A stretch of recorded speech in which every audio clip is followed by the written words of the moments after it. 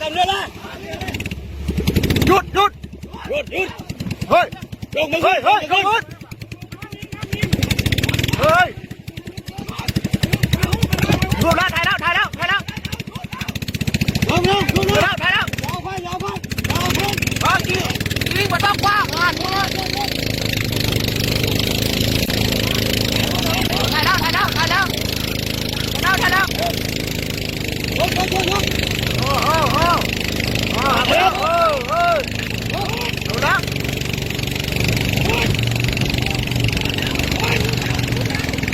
จอด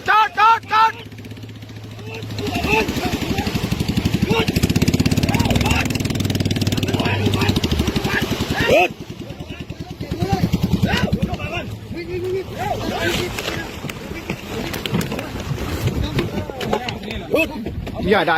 ทางล่างนะคุณทางล่างมาทางล่างด้วยยกมือขึ้นขึ้นมาขึ้นมาขึ้นนี่ขึ้นเรือ